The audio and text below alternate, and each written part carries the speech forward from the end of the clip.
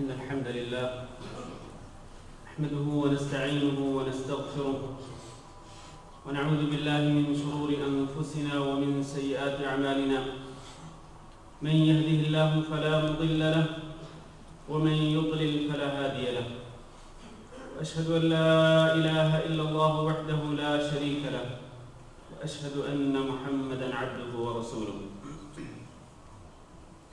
اللهم صل على محمد وعلى آل محمد كما صليت على إبراهيم وعلى آل إبراهيم إنك حميد مجيد اللهم بارك على محمد وعلى آل محمد كما باركت على إبراهيم وعلى آل إبراهيم إنك حميد مجيد أما بعد فإن خير الحديث كتاب الله وخير الهدي هدي محمد صلى الله عليه وسلم وشر الأمور محدثاتها وكل محدثة بدعة وكل بدعة ضلالة وكل ضلالة في النار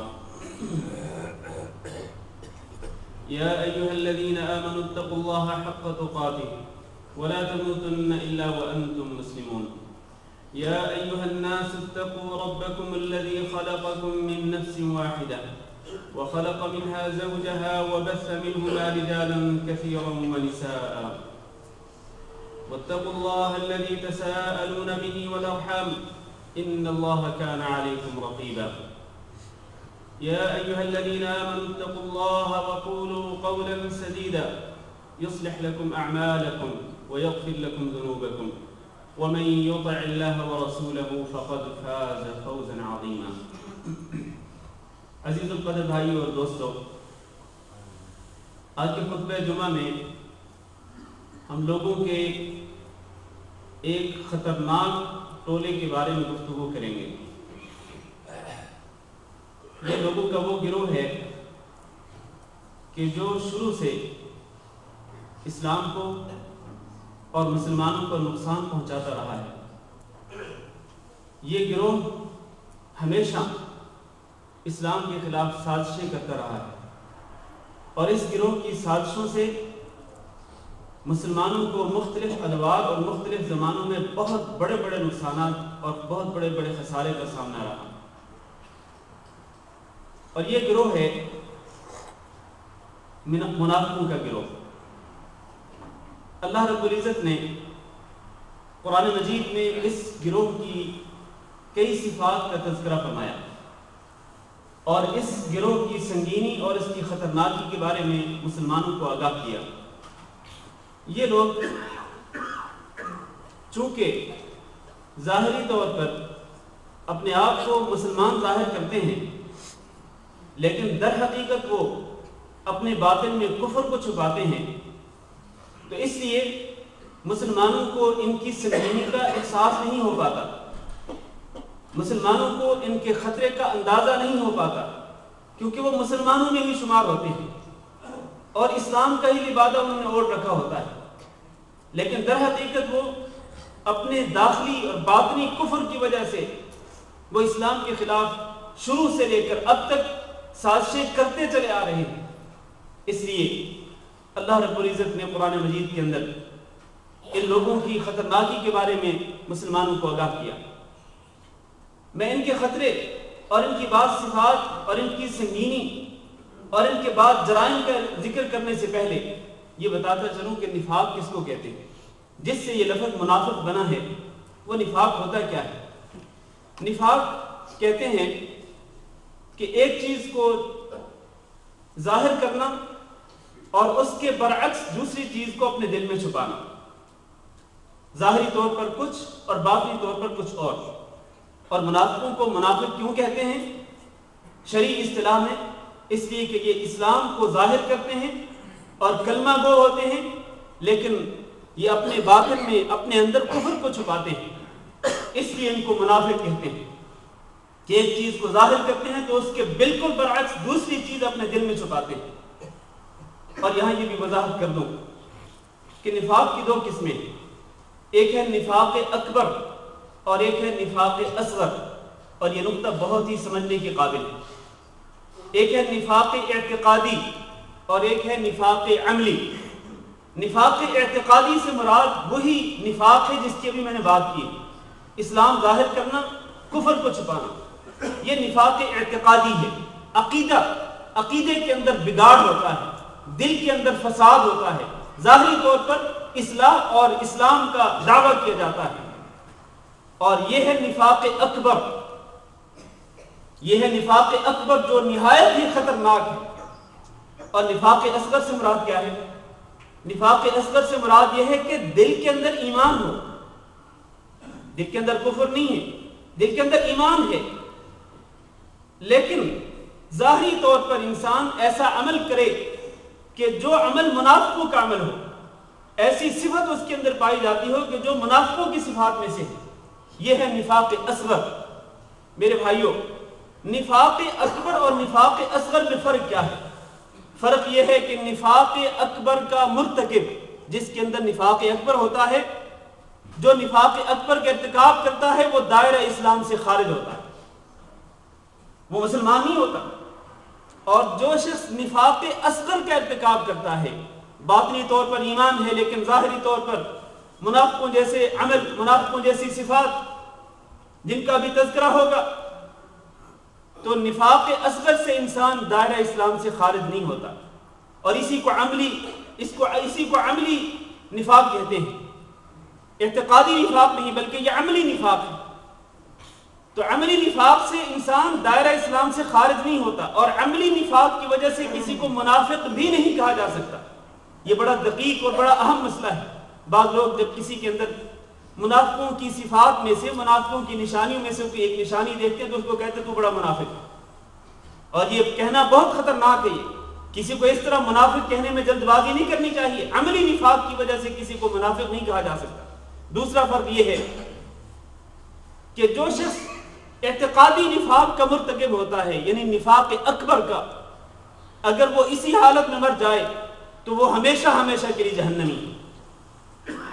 اور جو شخص نفاق اصغر کا مرتکب ہوتا ہے، نفاق اصغر سے مراد عملی نفاق کا مرتکب ہوتا ہے، تو وہ شخص ہمیشہ ہمیشہ کے لیے جہنمی نہیں ہے، وہ اللہ کی مشیت اور اللہ کی منشا کے تابع ہے۔ قیامت کے دن اللہ رب العزت ہو سکتا ہے اس کے عقیدے توحید کی وجہ سے اس کو معاف کر کے جنت میں داخل کر دے، اور یہ بھی ہو سکتا ہے کہ منافقوں کی نشانیاں، منافقوں کی صفات اور منافقوں کی بعض علامات کی وجہ سے اللہ رب العزت اس کو عذاب دے، اور پھر عذاب دے کر اس کو عقیدے توحید کی بنا پر جہنم سے نکال کر اس کو جنت میں داخل کر دے۔ یہ بنیادی دو فرق ہیں نفاق اکبر اور نفاق اصغر کے درمیان۔ میرے بھائیوں، نفاق بہت ہی خطرناک مرض ہے جو انسان کو لاحق ہوتی ہے۔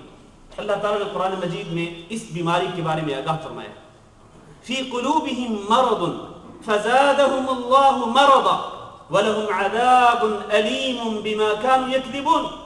ان کے دلوں کے اندر بیماری پائی جاتی ہے، کہ ان کے منافقوں کے دلوں کے اندر بیماری پائی جاتی ہے، چنانچہ اللہ رب العزت نے ان کی بیماری میں اور اضافہ کر دیا، اور ان کے لیے دردناک عذاب ہے ان کے جھوٹ بکنے کی وجہ سے، کیونکہ یہ بات بات میں جھوٹ بولتے ہیں، تو اس کی وجہ سے ان کے لیے دردناک عذاب ہے۔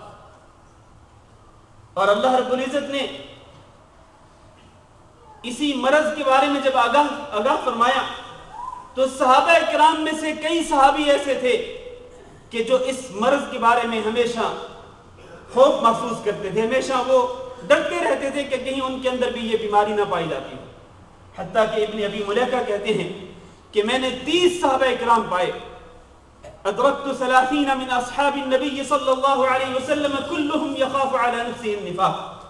30 صحابہ کرام میں نے پائے، ان میں سے ہر ایک اپنے اوپر نفاق کا خوف محسوس کرتا تھا کہ کہیں اس کے اندر نفاق نہ پایا جاتا۔ اور ان 30 صحابہ کرام میں جلیل القدر صحابہ کرام، ان میں سے حضرت عمر بن خطاب رضی اللہ تعالیٰ عنہ نے، یہ وہ صحابی کے جن کا نام لے کر رسول اکرم صلی اللہ علیہ وسلم نے ان کو اللہ تعالیٰ سے طلب کیا کہ اللہ اس کے ذریعے اسلام کو قوت پہنچا، اسلام کو تقویت بخش۔ اللہ سے مانگ کر جس کو رسول اللہ صلی اللہ علیہ وسلم نے حاصل کیا، وہ شخص بھی اپنے بارے میں نفاق کا خوف محسوس کرتا۔ اور حضرت عمر رضی اللہ تعالیٰ عنہ حضرت حذیفہ رضی اللہ تعالیٰ عنہ سے سوال کیا کرتے تھے، کیونکہ حضرت حذیفہ رضی اللہ تعالیٰ عنہ وہ صحابی ہیں جن کے سامنے نبی صلی اللہ علیہ وسلم نے بعض منافقوں کے نام ذکر کیے تھے کہ فلاں بھی منافق ہے، فلاں بھی منافق، فلاں بھی منافق۔ عمر رضی اللہ تعالیٰ عنہ پوچھا کرتے تھے ان سے حذیفہ مجھے صحیح بتلاؤ کہ کہیں ان منافقوں کی لسٹ میں رسول اکرم صلی اللہ علیہ وسلم نے عمر بن خطاب کا نام تو نہیں لیا تھا؟ میرے بھائیوں یہ چونکہ خطرناک مرض ہے اور انسان کو لاحق ہوتا ہے، اسی لیے صحابہ کرام اس سے ڈرتے تھے۔ اور میں نے پہلے کہا کہ اللہ رب العزت نے قرآن مجید کے اندر ایک مستقل سورت نازل فرمائی، اس کا نام ہی سورۃ المنافقون ہے، اور اسی سورت کے اندر اللہ رب العزت نے فرمایا ہم العدو فاحذرهم، یہی ہیں تمہارے دشمن، ان سے بچ کے رہیے۔ اللہ نے اس دشمن کے بارے میں خاص طور پر، حالانکہ کافر بھی تو دشمن ہیں، یہود و نصارہ بھی تو دشمن ہیں، لیکن خصوصاً اللہ رب العزت نے منافقوں کے بارے میں فرمایا کہ ہم العدو فاحذرهم، یہی ہیں تو آپ کے دشمن، ان سے بچ کے رہیے۔ آج بھی مسلمانوں کے اندر، مسلمانوں کی صفوں میں منافق موجود ہیں، ان سے بچنا اور ان کی سازشوں سے آگاہ رہنا بہت ضروری ہے۔ اور ابھی آپ جانیں گے ان کی صفات سے کہ یہ منافق جو آج بھی ہماری صفوں کے اندر موجود ہیں وہ کون ہے۔ سورۃ بقرہ کے شروع میں اللہ رب العزت نے 3 قسم کے گروہوں کا تذکرہ فرمایا۔ سب سے پہلے مومنوں کا تذکرہ فرمایا اور ان کی کچھ صفات ذکر کر کے فرمایا اولئک علی ھدی من ربہم واولئک هم المفلحون۔ پھر 2 آیتوں میں کافروں کا تذکرہ فرمایا ان الذین کفروا سواء علیہم انذرتهم ام لم تنذرهم لا یؤمنون ختم اللہ علی قلوبہم وعلی سمعہم وعلی ابصارہم غشاوہ ولہم عذاب عظیم۔ 2 ہی آیتوں کے اندر اللہ نے کافروں کا ذکر فرمایا۔ اس کے بعد 13 آیات میں اللہ رب العزت نے منافقوں کا تذکرہ فرمایا، پورا رکوع ہی منافقوں کے بارے میں، وَمِنَ النَّاسِ مَن يَقُولُ سے لے کر ان اللہ علی کل شیء قدیر تک۔ اس سے آپ اندازہ کر سکتے ہیں کہ یہ ٹولہ کتنا خطرناک ٹولہ ہے۔ آئیے ذرا اس ٹولے کی بعض صفات کا تذکرہ کرتے ہیں۔ یہ وہ صفات ہیں کہ جن کا ذکر اللہ رب العزت نے قرآن مجید کے اندر فرمایا۔ پہلی نشانی اور پہلی علامت اور ان کی پہلی صفت یہ ہے کہ یہ بات بات میں جھوٹ بولتے ہیں اور سچ ان کی زبان پر نہیں آتا۔ یہ بہت کم سچ بولتے ہیں اور بہت زیادہ جھوٹ بولتے ہیں۔ اللہ تعالیٰ نے قرآن مجید کے اندر ان کی اسی صفت کا ذکر بار بار فرمایا۔ سورۃ المنافقون کے شروع میں اللہ نے فرمایا اذا جاءك المنافقون قالوا نشهد انك لرسول الله والله يعلم انك لرسوله والله يشهد انهم لكاذبون۔ آپ کے پاس آتے ہیں یہ منافق اور کہتے ہیں کہ ہم گواہی دیتے ہیں کہ آپ اللہ کے رسول ہیں، اور اللہ کو معلوم ہے کہ آپ اللہ کے رسول ہیں، لیکن اللہ گواہی دیتا ہے انہم لکاذبون کہ یہ جھوٹے ہیں۔ سورۃ المجادلہ میں اللہ رب العزت نے منافقوں کی بعض صفات کا تذکرہ کیا اور اللہ نے فرمایا یوم یبعثہم اللہ جمیعا، ان کو اللہ تعالیٰ، ان سب کو اللہ تعالیٰ قیامت کے دن اٹھائے گا۔ فیحلفون لہ، پھر یہ منافق اللہ کے سامنے قسمیں کھائیں گے، کما یحلفون لکم، جس طرح تمہارے سامنے قسمیں کھاتے ہیں۔ اور اس سے معلوم ہوا کہ بات بات پہ قسم کھانا بھی منافقوں کی ایک نشانی ہے۔ وَيَحْسَبُونَ أَنَّهُمْ عَلَى شَيْءٍ، اور قیامت کے دن جب اللہ ان کو اٹھائے گا تو یہ گمان کر رہے ہوں گے کہ یہ بھی کامیاب ہونے والے ہیں، ان کے پاس بھی کچھ نہ کچھ موجود ہے۔ اللہ فرماتے ہیں الا انہم هم الکاذبون، خبردار یہ منافقوں کا ٹولہ جھوٹوں کا ٹولہ ہے۔ یہ اور اس کے علاوہ کئی اور مقامات پر اللہ رب العزت نے ان کی یہ صفت ذکر کی ہے کہ یہ بات بات میں جھوٹ بولتے ہیں۔ یہ پہلی صفت منافقوں کی، اور یہ صفت بھی افسوس سے کہنا پڑتا ہے کہ آج مسلمانوں کے اندر موجود ہے۔ دوسری صفت دھوکہ دینا، فریب کرنا۔ اللہ نے قرآن مجید میں فرمایا یخادعون اللہ والذین آمنوا، یہ اللہ کو دھوکہ دینے کی کوشش کرتے ہیں۔ یہ جو اسلام کو ظاہر کرتے ہیں اور باطن میں کفر کو چھپاتے ہیں، یہ دھوکہ دینے کی کوشش ہے، اور یہ سمجھتے ہیں کہ شاید اللہ کو پتہ نہیں ہے۔ والذین آمنوا، اور ایمان والوں کو بھی دھوکہ دیتے ہیں، ایمان والوں کے سامنے آ کر کے اسلام ظاہر کرتے ہیں اور ان سے اپنی جان، اپنے مال اور اپنی عصمت کا تحفظ مانگتے ہیں، حقیقت میں وہ کافر ہوتے ہیں، دھوکہ دینے کی کوشش کرتے ہیں۔ وما یخدعون الا انفسهم وما یشعرون، حالانکہ یہ اپنے آپ کو ہی دھوکہ دے رہے ہیں اور ان کو شعور بھی نہیں۔ دھوکہ دینا، اور آج مسلمانوں کے اندر یہ دھوکہ دینے والی صفت موجود ہے، فریب کرنے والی صفت موجود ہے۔ کس چیز میں مسلمان دھوکہ نہیں کرتے، کس چیز کا تذکرہ کروں؟ ہر شخص جانتا ہے آج کیا کچھ ہو رہا ہے۔ دھوکہ دینا منافقوں کی نشانی ہے۔ تیسری صفت کہ اصلاح کا دعویٰ کر کے زمین میں فساد پھیلانا. دعویٰ یہ کہ اصلاح کرنی ہے لیکن حقیقت میں فساد پھیلانا ہے. یہ منافقوں کی صفت. اللہ نے فرمایا وَإِذَا قِيلَ لَهُمْ لَا تُفْسِدُوا فِي الْأَرْضِ قَالُوا إِنَّمَا نَحْنُ مُصْلِحُونَ. جب ان کو کہا جاتا ہے کہ زمین میں فساد نہ پھیلاؤ تو کیا کہتے ہیں؟ انما نحن مصلحون, ہم تو اصلاح کرتے ہیں. اللہ نے ان کی بات کا کیا جواب دیا؟ الا انہم هم المفسدون ولکن لا يشعرون. خبردار یہی تو مفسد ہیں, یہی تو فساد پھیلانے والے لوگ ہیں, لیکن ان کو شعور نہیں. اور میرے بھائیوں ذرا آپ اپنے معاشرے میں نظر دوڑائیں, اپنی صفوں میں ذرا غور کریں, جائزہ لیں. کیا ایسے لوگ ہمارے اندر بھی موجود ہیں کہ جو اصلاح کا دعویٰ کرتے ہیں لیکن در حقیقت وہ فساد پھیلا رہے ہیں ہمارے معاشرے کے اندر؟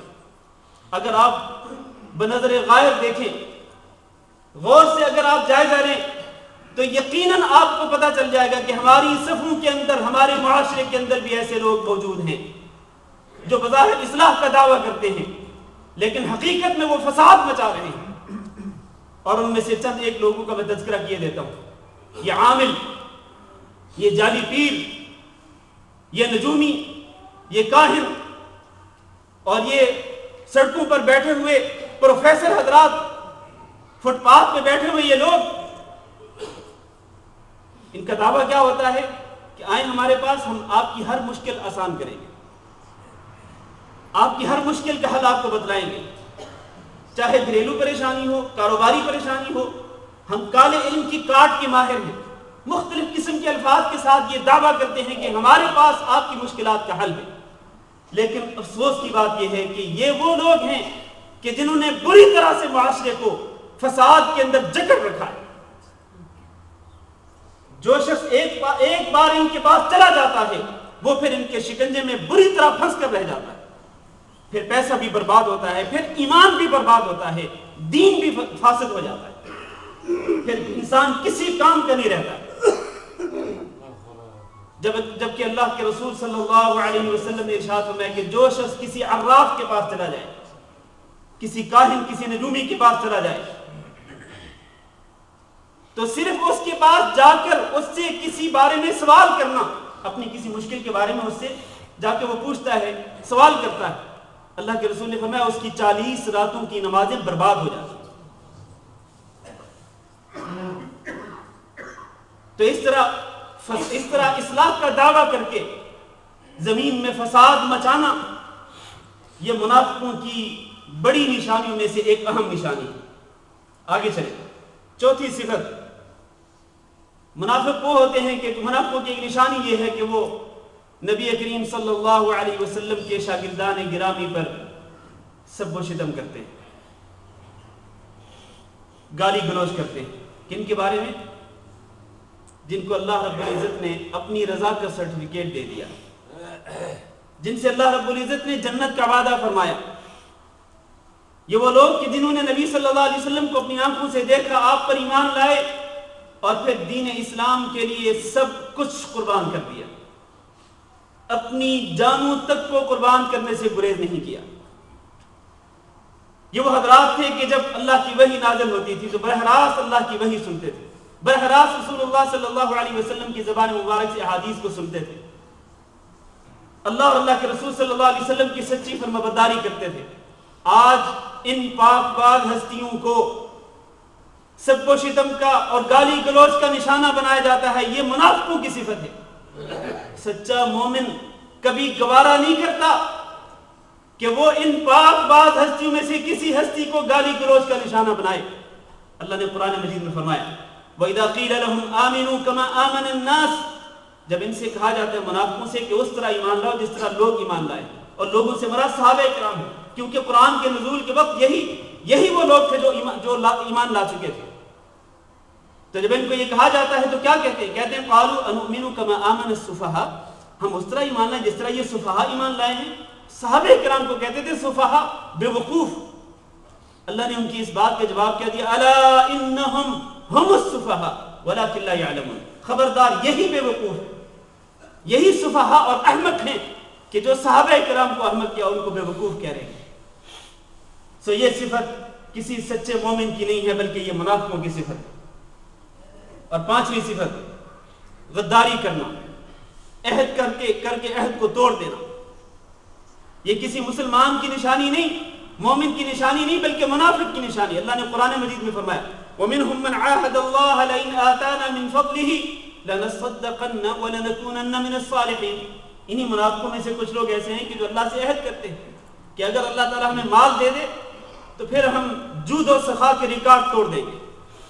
لَنَصَّدَّقَنَّ صدقہ کریں گے، وَلَنَكُونَنَّ مِنَ الصَّالِحِينَ اور ہم صالحین میں سے ہو جائیں گے.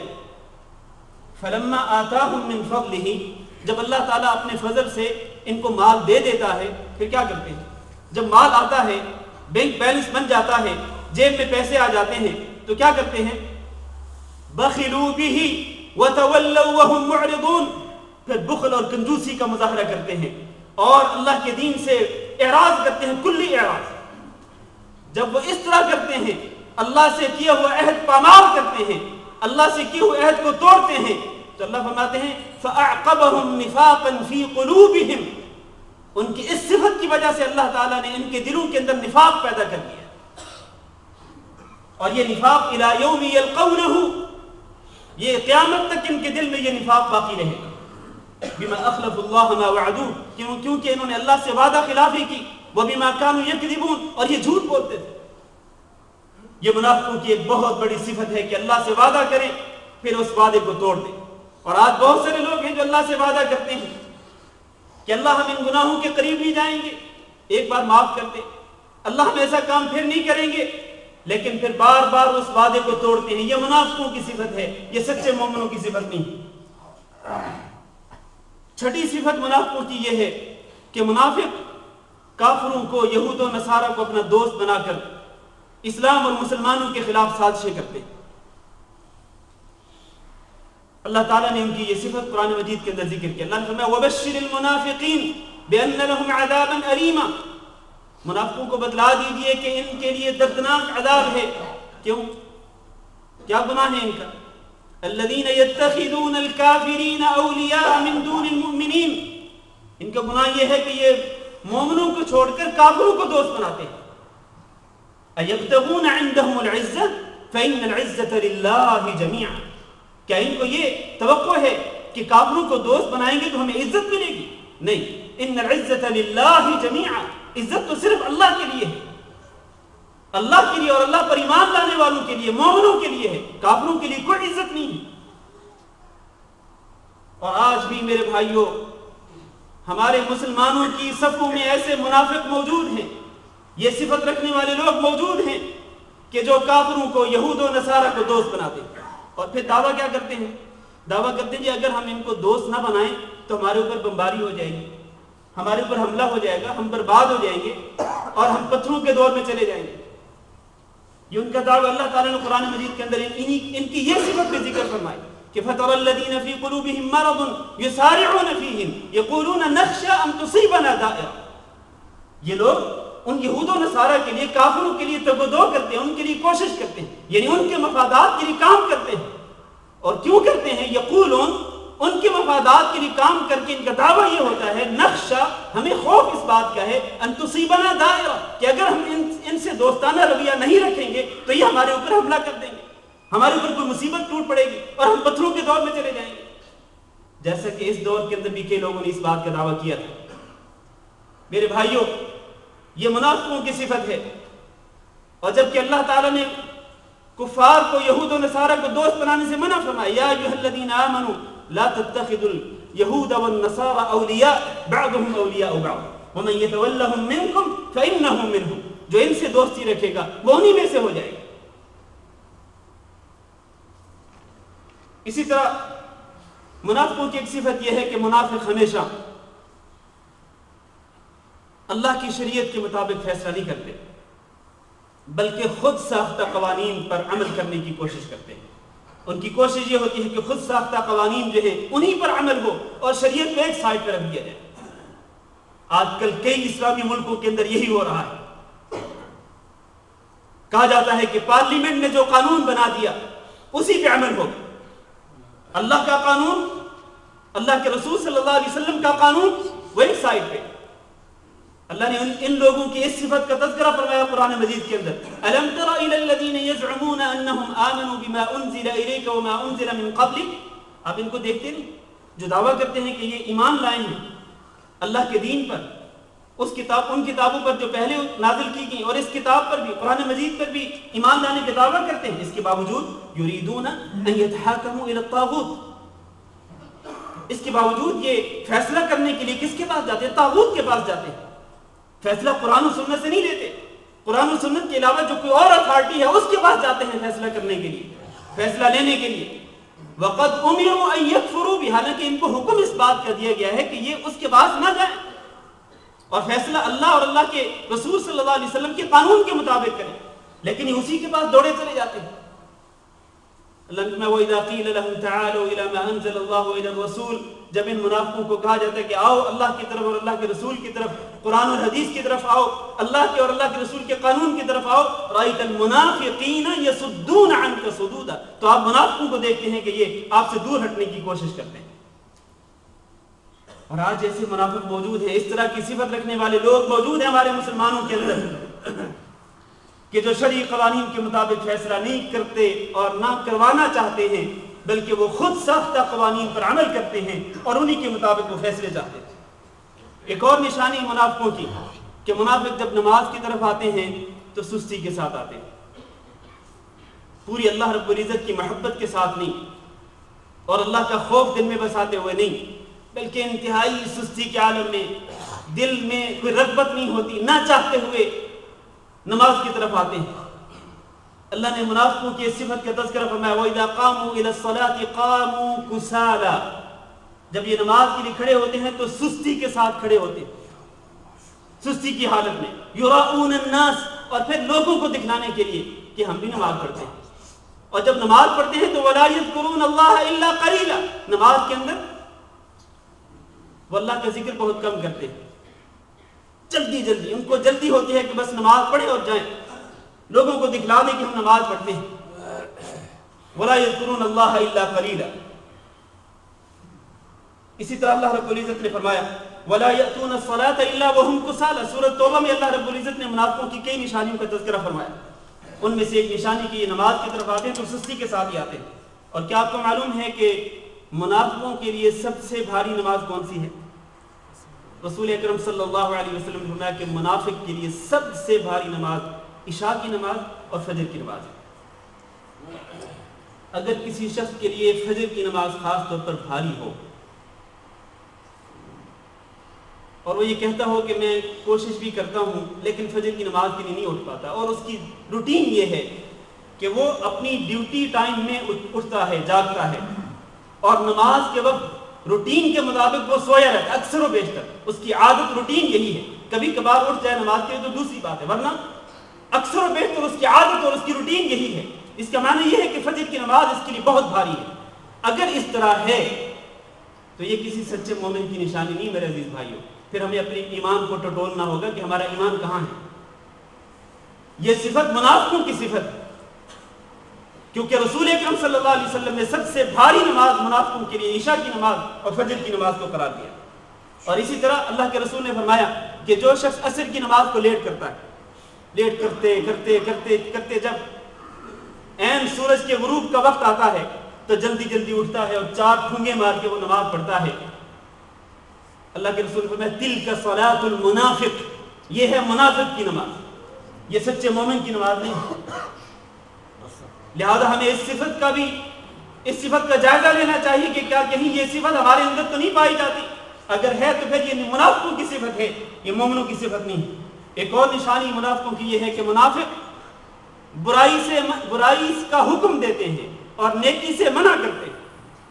ہونا یہ چاہیے اگر سچا مومن ہے تو وہ برائی سے منع کرے گا اور نیکی کا حکم دے گا. لیکن منافق اگر اس کے اندر نفاق پایا جاتا ہے تو وہ اس کی بالکل برعکس کرے گا, نیکی سے روکے گا اور برائی کا حکم دے گا. اور آج ہم اگر اپنے دوستوں کا جائزہ لیں تو ہمارے دوستوں کے اندر کئی دوست ایسے ہوں گے جو ہمیں برے کاموں کی طرف لے جاتے ہوں گے. ہم اگر کہیں گے کہ نہیں ہم نے یہ کام کرنا ہے تو کہتے ہیں چھوڑ یار اس کو, یہ تو بعد میں ہوتے رہیں گے یہ کام, آؤ اس کام کی طرف. یہ منافق ہوتے ہیں, ان کے اندر یہ نفاق کی صفت پائی جاتی ہے. اللہ نے منافقوں کی یہ صفت ذکر فرمائی کہ المنافقون والمنافقات بعضهم اولیاء بعض یأمرون بالمنکر وینہون عن المعروف. پھر اس کے بعد اللہ نے فرمایا ان المنافقین هم الفاسقون، جو یہ کام کرتے ہیں یہ فاسق و فاجر ہے، اللہ کے نافرمان ہیں. اسی طرح ایک اور علامت منافقوں کی علامات میں سے، ان کی نشانیوں میں سے ایک نشانی، ان کی صفات میں سے ایک صفت کہ منافق کیا کرتے ہیں، مومنوں کے درمیان تفرقہ ڈالتے ہیں، مومنوں کو تقسیم کرنے اور ان کے اندر گروہ بندی اور فرقہ واریت پیدا کرنے کی کوشش کرتے ہیں. اپنے بعض مخصوص نظریات لوگوں کے سامنے پیش کر کے لوگوں کو بانٹنا چاہتے ہیں، لوگوں کو یکجا نہیں ہونے دیتے، ان کو جمع نہیں ہونے دیتے. ان کے اتحاد اور ان کے اتفاق ان پر گراں گزرتا ہے. یہ کوشش میں رہتے ہیں کہ بس مومن بٹے رہیں، فرقوں کے اندر گروہوں کے اندر تقسیم ہوتے رہیں. اللہ نے قرآن مجید کے اندر منافقوں کی اس صفت کا تذکرہ فرمایا والذین اتخذوا مسجدا ضرارا وکفرا وتفریقا بین المؤمنین. یہ منافق وہ لوگ ہیں کہ جو مسجد بناتے ہیں، کس لیے؟ ضرارا، نقصان پہنچانے کے لیے، مومنوں کو نقصان پہنچانے کے لیے، وہ کفرا، اور کفر کو پھیلانے کے لیے. جس طرح کے لوگ آج مسجدیں بناتے ہیں اور انہی مسجدوں سے شرک اور بدعت کی دعوت پھیلاتے ہیں، ان کو آپ سچا مومن کہیں گے. تفریقا بین المؤمنین، مومنوں کے درمیان تفرقہ ڈالتے ہیں. وارصادا لمن حارب اللہ ورسولہ، اللہ اور اللہ کے رسول کے خلاف جو جنگ کرتے ہیں، جو نبرد آزما ہیں، ان کے لیے کمین گاہ کے طور پر اس مسجد کو استعمال کرتے ہیں. وَلَيَحْلِفُنَّ إِنْ أَرَدْنَا إِلَّا الْحُسْنَى، اور پھر قسمیں کھاتے ہیں کہ ہم نے تو نیکی کا ارادہ کیا تھا. اللہ کہتے ہیں وَاللَّهُ يَشْهَدُ إِنَّهُمْ لَكَاذِبُونَ، جو لوگ اس طرح کا کام کرتے ہیں اللہ گواہی دیتا ہے ان کے بارے میں کہ یہ جھوٹے ہیں. لیکن کیا کہیے اس کو کہ آج مسلمانوں کے اندر بھی یہی کام ہو رہا ہے. جو علامت اللہ تعالیٰ نے منافقوں کی ذکر کی، وہی علامت آج مسلمانوں کے اندر بھی پائی جاتی ہے. ایک اور علامت منافقوں کی یہ ہے، میں بات مختصر کر رہا ہوں، کہ منافق جو ہیں وہ ہمیشہ حقائق کو بسط کرتے ہیں، حقائق کا رخ پھیر دیتے ہیں، حقائق کو بگاڑنے کی کوشش کرتے ہیں. اور اس کی سب سے بڑی مثال وہ قصہ افک ہے، وہ واقعہ جس میں منافقوں نے حضرت عائشہ رضی اللہ تعالی عنہ پر بہتان بازی کی تھی. اس واقعے میں کیا تھا وہ آپ کو معلوم ہے، اس کو بیان کرنے کی ضرورت نہیں، لیکن لوگوں نے حقائق کو توڑ بروڑ کے پیش کیا، حقائق کو مسخ کرنے کی کوشش کی، حتیٰ کہ حضرت عائشہ رضی اللہ تعالیٰ عنہ پر نعوذ باللہ بدکاری کے الزام تک لگا دیا. پھر اللہ رب العزت نے حضرت عائشہ رضی اللہ تعالیٰ عنہ کی برات کا اعلان کر دیا اور ان کو جھوٹا قرار دیا. کن کو؟ ان منافقوں کو، جنہوں نے یہ الزام لگایا تھا، جنہوں نے یہ بہتان باندھا. تو یہ منافقوں کی صفت ہے، یہ حقائق کو مسخ کرنا اور حقائق کو توڑ موڑ کے پیش کرنا. آخری صفت یہ ہے، کئی صفات ہیں لیکن میں نے بات مختصر کر دی ہے. آخری ایک صفت یہ ہے کہ بعض منافق ایسے ہوتے ہیں جن کے دل میں نفاق پایا جاتا ہے، وہ بڑے چرب لسان ہوتے ہیں، بڑی میٹھی میٹھی باتیں کرتے ہیں اور لوگوں کو اپنی میٹھی میٹھی گفتگو سے دھوکہ دینے کی کوشش کرتے ہیں. تو مومنوں کو ان کی باتوں سے، ان کی میٹھی میٹھی گفتگو سے دھوکے میں نہیں آنا چاہیے. اللہ نے منافقوں کی یہ صفت سورۃ المنافقون کے اندر ہی ذکر فرمائی. فرمایا وَإِذَا رَأَيْتَهُمْ تُعْجِبُكَ أَجْسَامُهُمْ، جب آپ ان کو دیکھیں گے تو آپ کو ان کے جسم بڑے بھلے معلوم ہوں گے، جسمانی طور پر بڑے فٹ اور بہت اچھے لگیں گے. وَإِن يَقُولُوا، اور جب یہ بات کریں گے تَسْمَعْ لِقَوْلِهِمْ، تو آپ ان کی بات کو سنتے ہی رہ جائیں گے. یہ منافقوں کی صفت ہے اور آج بہت سارے لوگ ایسے موجود ہیں. مجھے کچھ کہنے کی ضرورت نہیں ہے یا ان کی طرف اشارہ کرنے کی بھی ضرورت نہیں، آپ جانتے ہیں کہ میٹھی میٹھی گفتگو کرنے والے اور اس طرح اس انداز میں بات کرنے والے لوگ کون ہیں، وہ کس طرح مسلمانوں کو گمراہ کرنے کی کوشش کرتے ہیں، شرک و بدعت کی طرف لوگوں کو دعوت دیتے ہیں. تو یہ بھی منافقوں کی ایک نشانی ہے میرے عزیز بھائیوں. منافقوں کی چند ایک علامات میں نے ذکر کی ہیں، خاص طور پر وہ علامات جن کا ذکر اللہ نے قرآن مجید میں فرمایا. یہ چند ایک نشانی ذکر کر کے صرف یہ بتانا مقصود ہے، متنبہ کرنا مقصود ہے کہ ہم اپنا جائزہ لیں کہ کہیں ان صفات میں سے کوئی صفت ہمارے اندر تو نہیں پائی جاتی. اگر کوئی صفت ہمارے اندر پائی جاتی ہے تو پھر ہمیں اپنی اصلاح کرنی چاہیے. اللہ تعالیٰ سے دعا ہے کہ اللہ ہم سب کو نفاق سے اور منافقوں کی تمام صفات سے بچنے کی توفیق عطا فرمائے. اللہ رب العزت ہمیں سچا مومن بنائے. استغفر اللہ لی و لکم ولسائر المسلمین فاستغفروہ إنه هو الغفور الرحيم.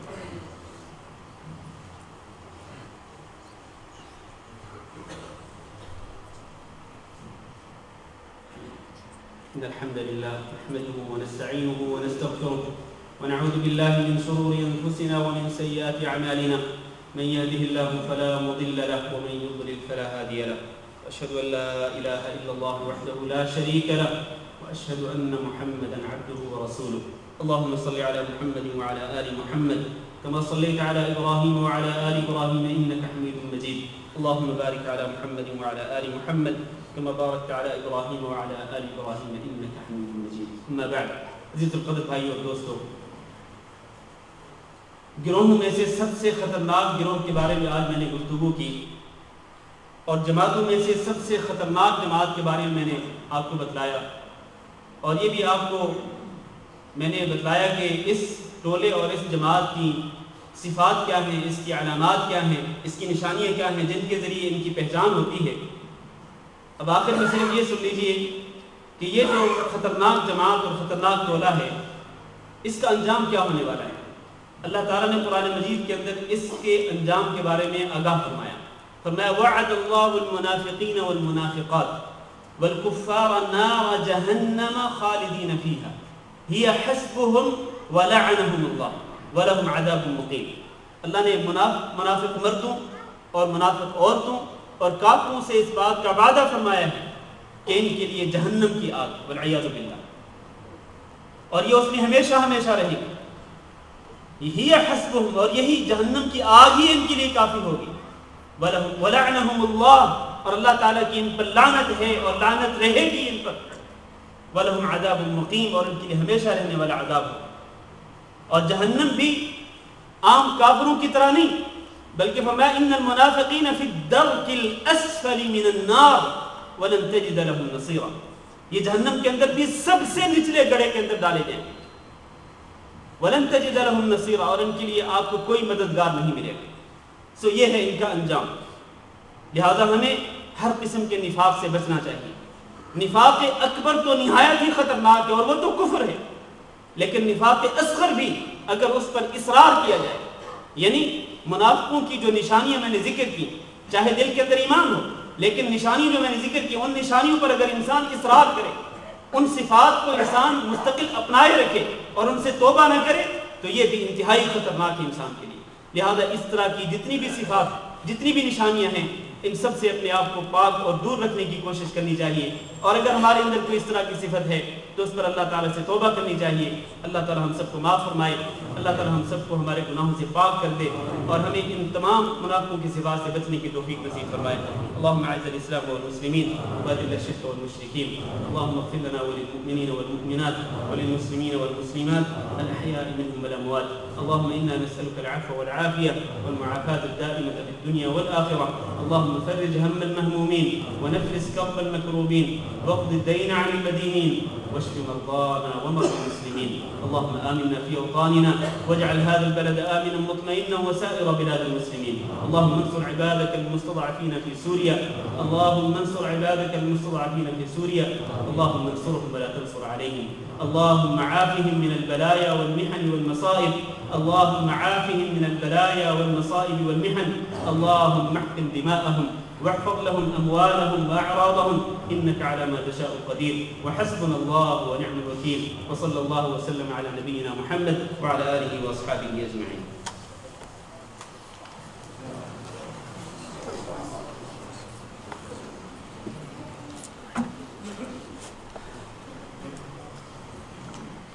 الله أكبر الله أكبر، أشهد أن لا إله إلا الله، أشهد أن محمدا رسول الله، حي على الصلاة حي على الفلاح، قد قامت الصلاة قد قامت الصلاة، الله أكبر الله أكبر، لا إله إلا الله۔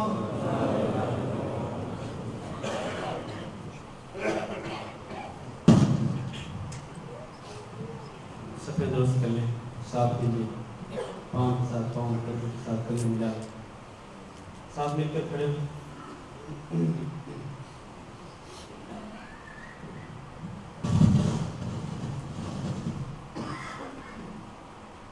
الله أكبر.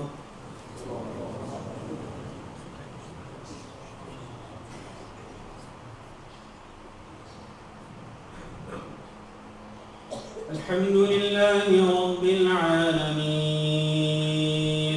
الرحمن الرحيم مالك يوم الدين إياك نعبد وإياك نستعين اهدنا الصراط المستقيم صراط الذين أنعمت عليهم غير المغضوب عليهم ولا الضالين.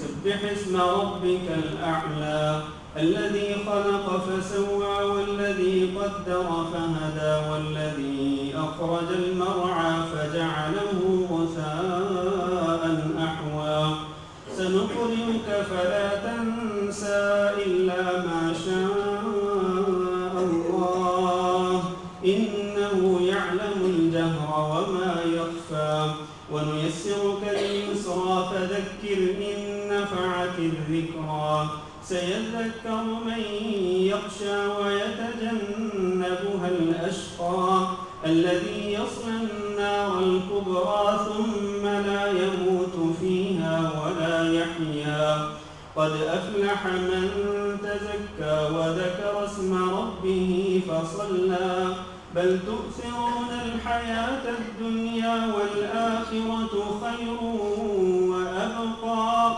إن هذا لفي الصحف الأولى صحف إبراهيم وموسى. الله أكبر.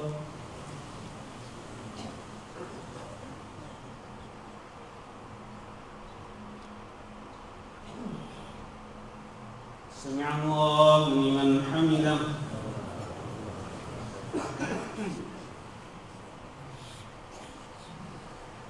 الله أكبر.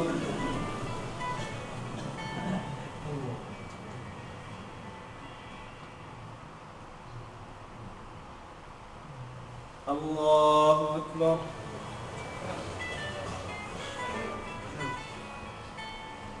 الله أكبر.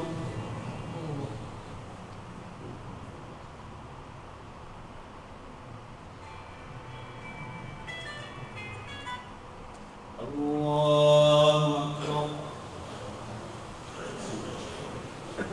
الحمد لله رب العالمين الرحمن الرحيم مالك يوم الدين إياك نعبد وإياك نستعين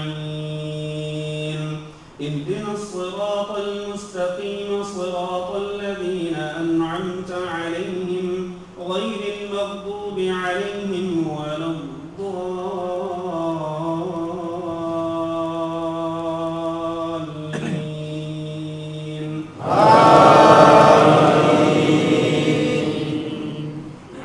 هل أتاك حديث الغاشية وجوه يومئذ خاشعة عاملة ناصبة تصلى نارا حامية تسقى من عين آنية ليس لهم طعام إلا من ضريع لا يسمن ولا يغني من جوع وجوه يومئذ ناعمة لسعيها راضية في جنة عالية لا تسمع فيها لاغية فيها عين جارية فيها سرر مرفوعة وأكواب موضوعة ونمارق مصفوفة وزرابي مبثوثة أفلا ينظرون إلى الإبل كيف خلقت وإلى السماء كيف رفعت وإلى الجبال كيف نصبت وإلى الأرض كيف سطحت فذكر إنما أنت مذكر لست عليهم بمسيطر إلا من تولى وكفر فيعذبه إلينا إيابهم ثم إن علينا حسابهم. الله أكبر.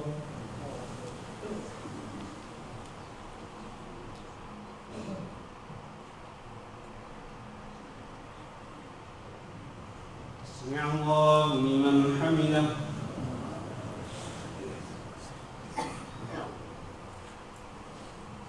الله أكبر.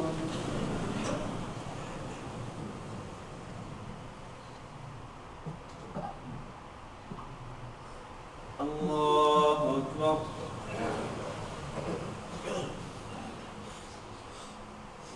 الله أكبر.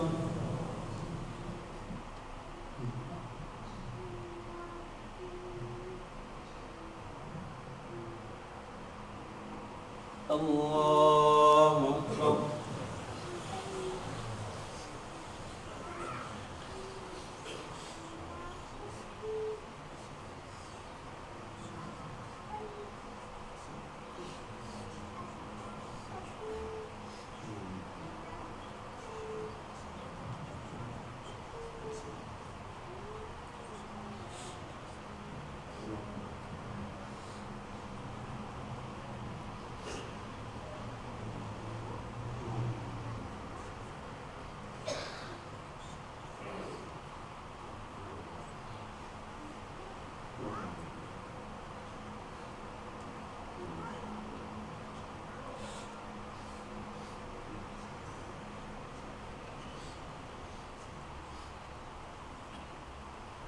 السلام عليكم ورحمة الله. السلام عليكم ورحمة الله.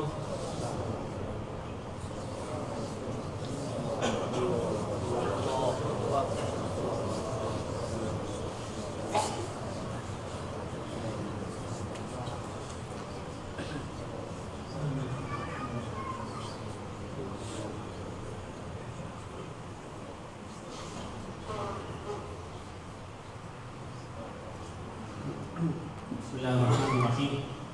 بھائیو اور دوستو، ایک ضروری اعلان جو ہم ہر جمعہ کو کرتے ہیں، انشاءاللہ ہمارا آج بھی حسب معمول سالمیہ میں پروگرام ہوگا مسجد احمد المہدی میں. یہ مسجد جو کہ گلف مارٹ کے سامنے ہے اور عیدی بقالے کے پہلو میں ہے، تو آپ اس مسجد میں آج مغرب کی نماز کے بعد تشریف لائیں. وہاں پر انشاءاللہ پہلے حدیث کی کلاس ہوگی. ہم حدیث کے احکام پڑھتے ہیں، حدیث میں سے احکام شریعت جو معلوم کرتے ہیں، اور پھر عشاء کی نماز کے بعد تفسیر کی کلاس ہوتی ہے. تو قرآن اور حدیث کی یہ جو دو کلاسیں ہیں، یہ جو دو درس ہیں، ایک ہی مسجد کے اندر ایک ہی دن میں مغرب اور عشاء کے بعد ہوتے ہیں. اچھا موقع ہے آپ حضرات کے لیے کہ آپ آئیں اور قرآن و حدیث کا علم حاصل کریں. قرآن و حدیث کا علم حاصل کرنا ہر ایک کی ذمہ داری ہے، ہر بھائی اور ہر بہن کی ذمہ داری ہے، بڑوں کی بھی ذمہ داری ہے، چھوٹوں کی بھی ذمہ داری ہے. اور ایک اچھا موقع ہے، جمعہ کے دن ویسے بھی چھٹی کا دن ہوتا ہے اور آج کل راتیں بھی لمبی ہوتی ہیں ماشاءاللہ، کافی وقت بھی ہوتا ہے. تو بجائے اس کے کہ آپ اپنا فارغ وقت کسی فضول کام میں ضائع کر دیں، اس کی بجائے بہتر یہ ہے کہ آپ مسجد میں تشریف لائیں وہاں پر اور قرآن و حدیث کا علم حاصل کریں. اللہ رب العزت آپ کو جزائے خیر دے. اور کئی دوستوں نے دعا کی اپیل کرنے کا کہا ہے. ایک بھائی نے بھی ٹیلی فون کیا تھا کہ ایک خاتون بڑی ہی سیریس حالت میں ہیں اور ان کے لیے شفا کی دعا کرنے کے لیے کہا ہے انہوں نے. اسی طرح ہم باقی تمام بیماروں کے لیے دعا کرتے ہیں، اللہ تعالیٰ تمام بیماروں کو شفا کاملہ نصیب فرمائے. ہمیں جو بیمار ہوئے ہیں اللہ تعالیٰ ہمیں بھی شفا کاملہ نصیب فرمائے. اللہ تعالیٰ صحت اور عافیت ایسی شفا دے کہ جس کے بعد کوئی بیماری باقی نہ رہے، اور صحت و عافیت کی نعمت سے اللہ تعالیٰ ہمیں بھی نوازے، اور یہ نعمت اللہ تعالیٰ ہمیں آخری وقت تک نوازے رکھے اور اس نعمت سے ہمیں محروم نہ کرے.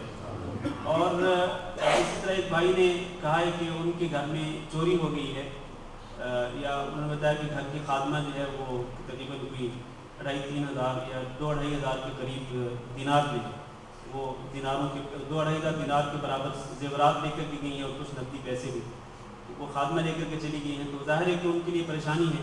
تو دعا کرتے ہیں اللہ تعالیٰ ان کی یہ پریشانی آسان فرمائے، پریشانی دور کرے، اور اللہ رب العزت ان کا یہ نقصان جو ہے وہ پورا کر دے. اللہ اللہ تعالیٰ اسباب ایسے پیدا کر دے کہ وہ خود خادمہ ہی واپس لوٹ آئے، یا پھر اللہ تعالیٰ ان کے اس نقصان کا ازالہ کر دے۔ اللہ تعالیٰ تمام جو پریشان حال ہیں سب کی پریشانی دور فرمائے۔